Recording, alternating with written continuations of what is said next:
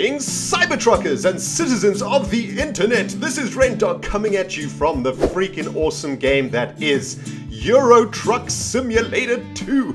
In the previous episode, we managed to get our buttholes over to Metz in France, and we are now ready to go on our next job. But before we do, guys, I want to thank everybody who is watching this series and who is giving me some awesome ass hints and tips. One of you guys said that I have an email that is going to give us access to a £100,000 loan from the bank, which means we can buy a freaking truck. Oh man. And this is why you should always check your freaking email, people. Check it out. Right here, need money, we can help. Dear Sir, Madam, we thought you might like to know that we offer favorable loans to new businesses. Do you need funding to get your business running? We are here to help. Please visit your local banking center for more information. Respectfully, the sales manager. Awesome. So guys, let's have a look, man. Before we get back behind the seat, let's see how much money we can actually borrow. So it looks like we can borrow 8,000 quid at £232 a day payback, 40,000 at £1,000 a day payback. Damn, son. We have to work our butthole for that. Or 80,000 pounds for £2,300 a day.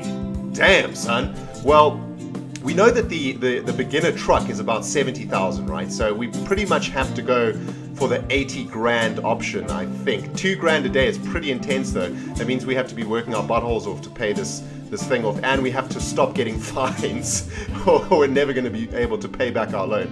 So tell you what, if we take the 80,000 quid loan, that's 35 days at an interest rate of 18% with a daily installment of £2,300. We're going to have to go for it, right? I mean, we're just gonna have to freaking go for it right now, man. We need a new truck. But you know what? I mean, what I want to do though is, I don't know what truck I want to buy. So if we go to, here we go. Let's go back to have a look. Okay, so there's a truck dealer in Paris. See, if we buy a truck in the United Kingdom, then the steering wheel is going to be on the left-hand side of the truck, and yeah, on the left-hand side of the truck. And if we buy the truck in Europe, it's going to be on the right-hand side of the truck. And as this is Euro Truck Simulator 2, I think it's probably better if we get a European truck.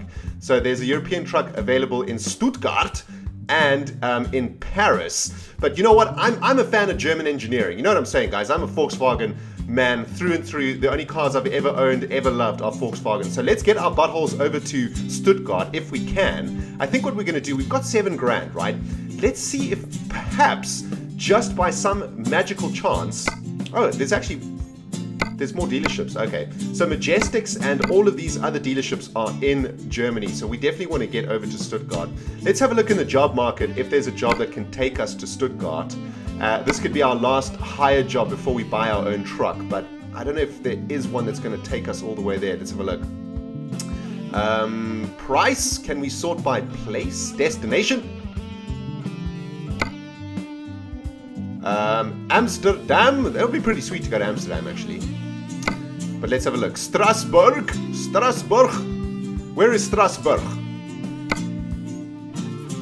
Okay, so well, Strasbourg is over here, which is very close to Stuttgart. So if we go to Strasbourg, then we could probably get a job from Strasbourg to Stuttgart, get to Stuttgart and buy ourselves a sweet ass freaking truck. Man, that sounds awesome. Sounds like a plan to me. Let's just have a look. Yeah, so there's nothing to Stuttgart from Metz, but I'm pretty sure there'll be a job from Strasbourg to Stuttgart. So why don't we take this job over here, the Strasbourg job. This one actually pays a little bit more, so let's take this one. £2,485 to deliver logs for tree-et wood. Okay, that sounds good. I'll take that job. Tree-et, you have a driver. I'm gonna get your jazz over to Strasbourg, or whatever it is. Okay, awesome dudes, let's do this. Let's first have a look at what we are transporting logs. That is pretty damn cool. Let's have a look at our truck. Yeah, it's a Volvo. It's pretty sweet. It's pretty sweet. All right, let's do this. Let's do this, ladies and gentlemen. Let's get our buttholes out of this place. Wait, that's the railway line, right? Do we have to reverse out of here? Oh god, this could be bad.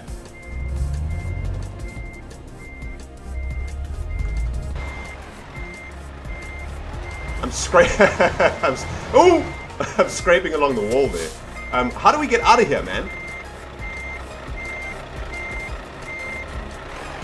Oh god, this truck is like... Yeah, looks like we have to do like a reverse maneuver over here.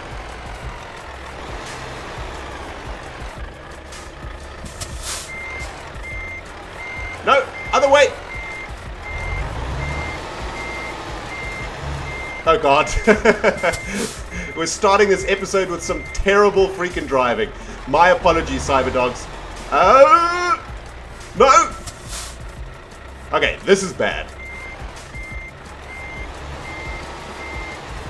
Okay. I gotta try and straighten the cab. Oh yes, thanks to all of you guys out there who have dads who are truckers or are truckers yourselves. You guys have been giving me some of the definitions. And apparently the cockpit that you sit in, it is called the cab. So thanks very much for that, guys. I did not actually know that, but I do now. Alright, it looks like this, yeah. Yeah, like this. Sweet. Sweet. Oh man, actually did a pretty damn good job there. Oh my goodness. Okay, I'm just gonna take a moment to give myself a high five. That was freaking sweet, man. Did you guys see that? I actually don't have any idea how I actually did that maneuver, but I'm gonna take it. All right, we are on the road, guys. Sweet, on our way to Strasbourg, or whatever it's called. I've actually completely forgotten the name of the town. It's German, okay? They're difficult names to remember and difficult names to pronounce. But okay, so we're in Europe, we're in France, we are leaving Metz now. We are on the right-hand side of the road. Let's just try keep that in mind. Remember, guys, I'm from South Africa. We drive on the left-hand side of the road there, so it's kind of difficult for me to remember that. But indicate, turning right. Okay, awesome. Man, it's going to feel good to get on the freeway. I don't know what it is about this game, but I just love it, man. For some reason, I just love hitting this road with you guys, just chilling in these trucks, going on these long-ass journeys with the Cyberdogs. I don't know. I just love this game, man. It's so awesome. I'm really loving this series, guys. Thanks to all of you who are watching it and who are following the series every single second of it. It's awesome to see how many of you guys are enjoying it along with me. So that's pretty sweet. But it is another day, another freaking dollar. And what is the speed limit up in here, man? That is the question. I'm going to go with 30 miles per hour. Don't want to get any fines if we can help it. We're turning here, actually. So guys, in this episode, I wanted to tell you a pretty funny story. I was thinking about the story that I told you about my very first accident. And it kind of reminded me about another accident that I had. But this time, it was an accident that involved MamaDog. That's right, man. I was in an accident with my mum, but it wasn't in a car, which is the funny part about it. It's actually, it was in a four-wheeler. It was on a four-wheeler, so it was on one of those like quad bike things. Now, it was a pretty ridiculous accident, I must say. We went fishing to our fishing farm. When I was much younger, we used to go and trout fish on this awesome-ass farm in South Africa. In the mountains, guys. We're talking like 50 kilometers off the highway, literally in nature. Beautiful, beautiful wild river with like nice wild trout. Obviously, they weren't completely wild. There was a trout farm on the farm that used to supply the river with trout. But the river itself was pretty wild, and it felt like, when you went fishing there, it really felt like you were in nature. It was a really amazing place. But a friend of my parents also had a farm pretty close there, and we went to their farm one day. I think we went for lunch, or we went to stay there for a day or two. And when we got there, my stepfather's friend came to me and he was like, "Have you ever been on a quad bike?" And I don't know, I was probably like 13 or 14, and I was like, "No, but I would very much like to go on a quad bike." And he was like, "Well, we have quad bikes on this farm. You're welcome to use them and go all around the farm and do whatever you want on the quad bike. Just make sure that my son teaches you how to ride the quad bike before you do it, and you know, blah blah blah blah blah, all that jazz." And the problem was that his son was an absolute butthole, whom I wasn't very fond of, to be honest. His name was what was his name? Oh, God, I can't even remember. Oh, Jeremy. His name was Jeremy. Oh God, I really didn't like Jeremy. He was like one of those really arrogant kids, you know.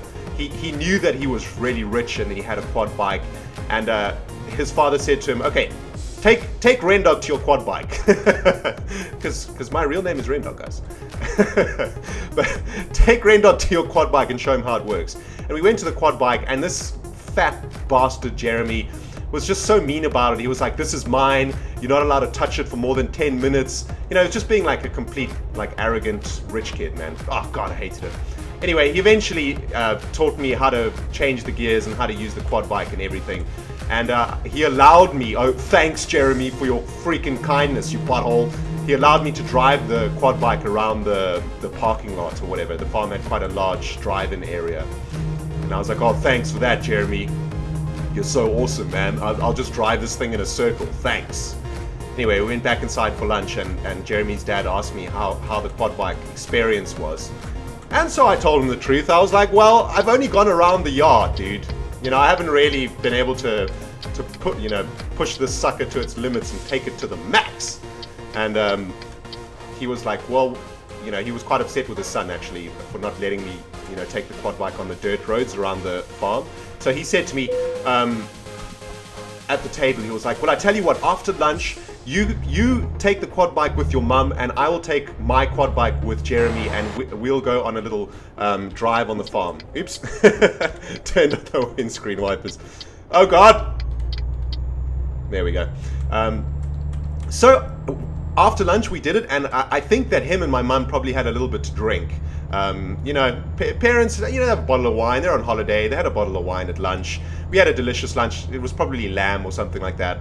And my mum was a bit tipsy, so she was quite excited, and she sat behind me. It was a big quad bike. It was there was a seat at the back for a passenger, one of those kind of quad bikes. And Jeremy sat behind his father, and he was actually crying because I was using his quad bike. He was so jealous that he was actually crying, and his dad was like, stop being like this, you will go on the quad bike with me and let your new friend use your quad bike. His dad was really angry at him actually, but I mean he was just being a butthole though. God, I hated that kid. Anywho, we got on the quad bike. My mum got on behind me. Bus, you better stop, dude. Okay, and she was holding onto me really tight around my waist. You know, she was absolutely terrified. I mean, I think back to it now, and as an adult, if I got onto the back of a quad bike with a 13-year-old, man, I would be pooping myself. You know what I'm saying? Damn, son. Putting your life in the hands of a 13-year-old, not a good idea. Anywho, we went off, and you know, we took it really slow, man. We were probably going like 15 miles an hour, 20 miles an hour, not really fast at all. But my mum was a little bit tipsy at the time, and I think she was getting quite excited by the whole experience. You know what I'm saying? And she was like, dude, crank up the pace. MamaDog wanted to kick that bad boy into fast forward mode. You know what I'm saying? And so I started going a little bit faster.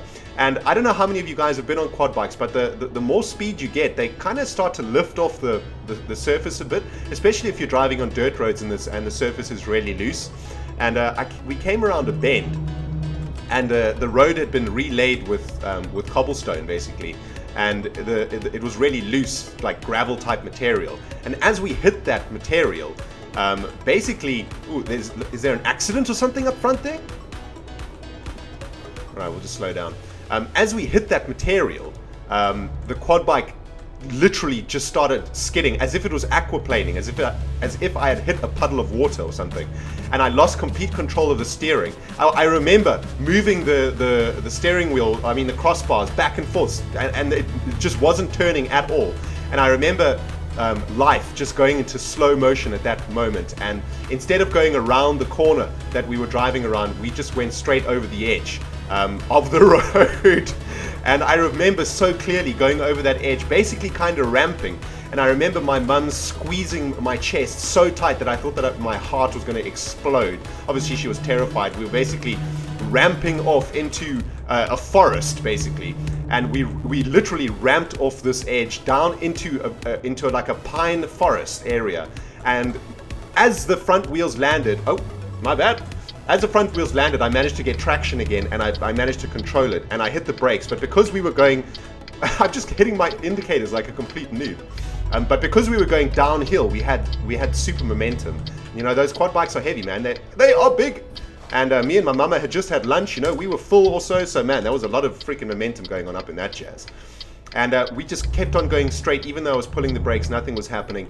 And we just headed straight for a freaking tree, people. There was a tree in front of my eyeballs, and I just knew in that moment we were going to hit that tree, and we went straight into the tree. And all I remember is my mum flying over me and landing in a huge bush. And I remember, I mean, I flew off the bike also. I flew over the front and sort of wrapped around the tree a bit. It was pretty freaking painful, but I remember looking up and seeing my mum's legs sticking out of a bush, and that's all I could see were her legs. I think we probably hit the tree at like 10 miles an hour. In my mind, it was a much worse accident than it was, but we were probably going pretty slow.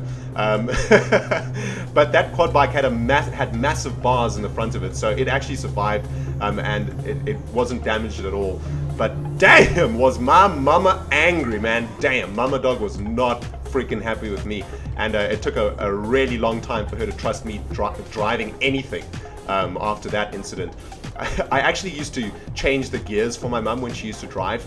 I used to sit next to her in the front seat, and when I was around that age, 12 or 13, my mum used to let me change the gears. So she would put in the clutch, and then she'd say, okay, change to second or change to third. And it was just kind of like a fun game we played. And I remember we got back to the city after that weekend, and we went to the shops or something to do shopping. And I reached for the gear stick, and my MamaDog just looked at me with daggers in her eyeballs, man, and she was like, no ways. It's gonna be a long time until you control a freaking machine around me, boy. Oh man, but that was a good time that I had with my mama, man. It was like a bonding experience, you know. We both almost died together thanks to my terrible quad bike skills. But man, that was crazy times. But oh wait, I miss it. Ooh, ooh. Wow, just thought I almost missed that turn. We need to slow down, man. We're in a 40 zone up in here. Okay, so it looks like we are getting into Strasbourg, and that means that we are an episode away from getting our freaking very own truck in this series. That is awesome. I really hope we can get a CyberDog red truck though. I don't want to get some janky ass yellow or orange piece of rubbish. You know what I'm saying, man? I want a sweet ass CyberDog red truck up in my business. CyberDog Incorporated. CyberDogs Incorporated. That's the name of our corporation, isn't it? Hells yeah, man. Oh, I think I should probably get out of this lane, man. Let me just check my mirrors. So I got a message from one of you guys on dogcraft.net the other day. Those of you guys who don't know, dogcraft.net is the official CyberDog fan community, where you guys can talk to me and other CyberDogs and leave me messages about my series and whatever you want, really. But anyway, one of you guys sent me a message and you said, why don't you get a steering wheel, like an actual gaming steering wheel to play this game? And I've actually been thinking about it, and I think I might do that. That could be pretty damn awesome, actually. Like, driving these trucks with a keyboard is just, it's terrible. Let me tell you guys, it is a pain in the butthole. Because the thing is, as soon as you let go of the key, the steering wheel, like, automatically... Wait, let me just check what's going on up in here, man. Strasbourg, we're here, sweet. So when you let go, say you're turning left, right? And you let go of the left key, the steering wheel straightens out naturally. See, so check it out. So I'm gonna hit right, then it straightens out naturally. If you have a steering wheel, you can actually hold that in position. And that's one of the really difficult things about driving with a keyboard, is that you can't actually hold the steering wheel in position. And that's why when we're on the freeways and I look around, or I indicate, like if I hit the indicator, I take my finger off the turn keys, right? So that means that the wheel starts to straighten out, and that's why we almost get into these accidents because of it. So I'm going to look into getting a steering wheel for this game. If any of you guys play this game and have a really sweet ass steering wheel, gaming steering wheel, hit me up in the comment section below with the name of the steering wheel and let me know why you think it's good. It would be good for our series, and maybe I will pick that jazz up, man. Let's make this experience even more freaking realistic up in here, man. It'll be freaking sweet. Oh man, check it out. There's an awesome place. There's like a little area in this truck where you can bring your lady and get busy getting busy. You know what I'm saying? Check, there's a bed over there and everything, and there's speakers and everything. Sweet. This is like it's like a love truck, man. It's awesome. Alright, well, there's a whole freaking butt ton of traffic in Strasbourg. There's more traffic in Strasbourg than there was in London, man. What the jazz is going on up in here? We're going to have to turn left over here if we can actually get through this traffic. But man, this has been a sweet episode. I really enjoyed that drive, actually. And we're in Germany now. We're in we're in a different country now, man. How awesome is this freaking game? Right, let's have a look. It's my turn! My turn! Don't flash at me! Yeah, it's my turn. Thank you. Oh god, am I gonna make this? Oh! Oh! Clipped him. Sorry, dude. My bad. Alright, we're going in here into Postbed again. What the hell? I thought we were working for a tree company. Thank you! Ah, thank you very much. It's so awesome when they flash you and let you go, man. That's so cool. Alright, well, you know what time it is, Cyberdogs. It is parking time. And I'm not happy about that. The last parking incident did not go down too well. God, I'm not gonna... Nope, I'm clear of that wall. Okay, sweet. Alright, let's have a look. Right, there is the parking space. Alright, let's see if we can do this, man. This view is actually really good for this. So I'm going to try to get as close to this little concrete wall as possible. And then we're going to try and straighten...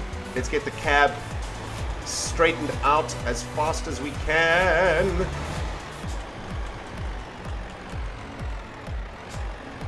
Alright, I think that's straightened out. Let's... Ooh. Oops. I'm just pressing all the buttons. Right, let's straighten out.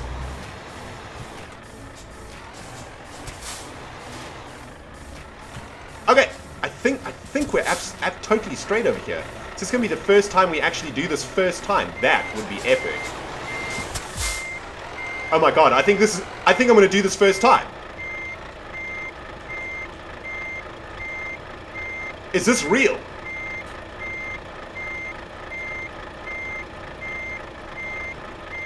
Is this actually happening? No. What was I thinking? Of course it wasn't happening. Alright. Let's straighten out again. There's got to be a better way to do this, man. I don't know, if one of you truckers could let me know, that would be awesome. What is like the best, you know, the actual best method to do this? Oh!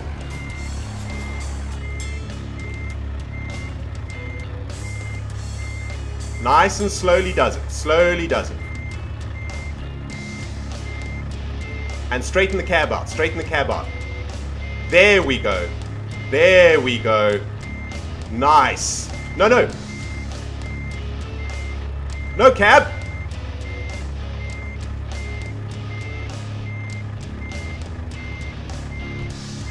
Is that it?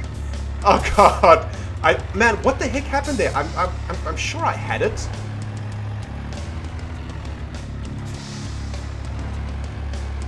Alright.